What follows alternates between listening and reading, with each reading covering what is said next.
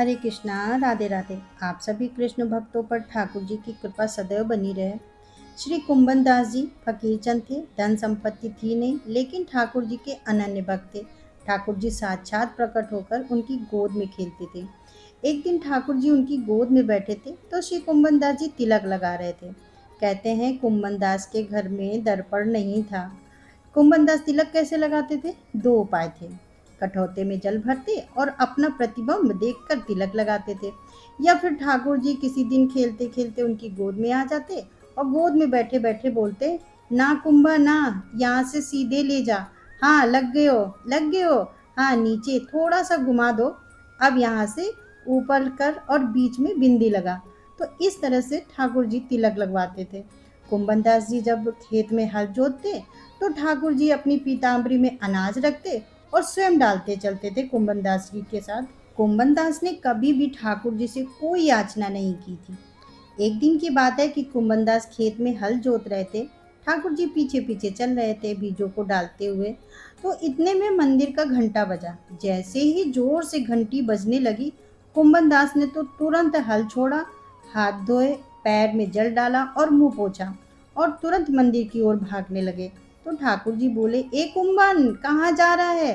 तो कुंभन बोले, जय जय, दर्शन का समय हो गया है, मंदिर जा रहा हूँ। ए कुंभन तू कैसा बावड़ा है? मैं तेरे संग खेत में खड़ा हूँ, तेरे संग हल जुतवा रहा हूँ और तू मंदिर को भाग रहा है मेरे दर्शन को।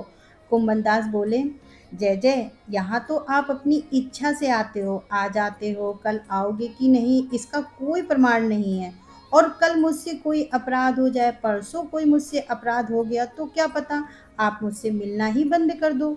मंदिर में तो आपको आचार्य जी ने बैठाया, वहाँ तो आप कहीं नहीं जाओगे। मंदिर दर्शन में कभी नहीं छोड़ सकता, क्योंकि आप मेरे प्रेम में भले ही यहाँ आ जाओ, मंदिर में तो आप सदा विराजोगे। इसलिए मैं वहीं पर दर्शन करूँगा। ठाकुर जी के संग रहते थे, लेकिन फिर भी कुंभन मंदिर जाता था, वहाँ दर्शन करता था। कभी ठाकुर जी से कोई याचना नहीं की कि मेरे परिवार को धन संपत्ति दे दो, मेरा घर थोड़ा बड़ा कर दो, व्यवस्था कर दो। वो कभी नहीं। एक दिन ऐसे कुंभन दास जी की गोद में ठाकुर जी बैठे थे। कुंभन दास की दाढ़ी के साथ खेल रहे थे। ठाकुर जी छोटे थे। ठाकुर जी ने मन में विचार किया कि कुंभन दास के घर में बड़ी दुर्बलता है। मैं किसी राजा के मन को चिताता हूँ कि वो आए और आकर के आधी संपत्ति कुंभन दास को दे जाए। तो ठाकुर जी एक बड़े राजा के स्वप्न में गए और स्वप्न में जाकर आज्ञा कर दी। बोले, तेरे मन वांछित इच्छा जो तू चाह रहा है, तेरे महल में ये काम हो जाए, तेरी पत्नी को बालक हो जाए, सब हो जाएगा। इसके लिए राजा तुमको एक काम करना पड़ेगा। अपनी आधी संपत्ति गिरिराज लेकर जा, श्री गोवर्धन दास जी को उनको भेंट करके आ। संपत्ति भेंट करने से काम पूरे हो जाएंगे। ठाकुर जी की आज्ञा मानकर के वो राजा कुंभन दास के यहाँ गया। उस समय कुंभन दास की गोद में ठाकुर जी बैठे खेल रहे थे। कुंभन दास से कह रहे थे, ए कुंभन। हाँ जय जय, अरे सुन, मुझे तुझसे एक बात करनी है। बोलो जय जय, क्या बात करनी है? इतना बस कहा ही था कि वो राजा कुंभन दास की कुटिया में आ गया। अब राजा के आते ही ठाकुर जी अंतर ध्यान हो गए। सामने राजा खड़ा है, घुटनों के बल बैठकर अपनी आधी संपत्ति अर्पित करने को। लेकिन कुंभन दास जी इधर उधर देख रहे हैं। अभी तो यहीं थे, अभी तो बैठे थे, हमसे कुछ कह रहे थे, कुछ बता के भी नहीं गए, अभी तो यहीं थे। राजा ने प्रणाम किया। आपकी आज्ञा हो तो मैं आपकी कुटिया में ये अपनी सामग्री रखवा दूं। धन संपत्ति है, कुछ दान करने आया हूँ। भैया ले जाओ इसे। संपत्ति का मैं क्या करूँगा, किसी और में बांट देना, और कोई ना ले तो यमुना जी में बहा देना। ऐसी संपत्ति का मैं क्या करूँ? मेरी कुटिया के द्वार पर आते ही ठाकुर जी भाग गए। ऐसी संपत्ति का मैं क्या करूँगा?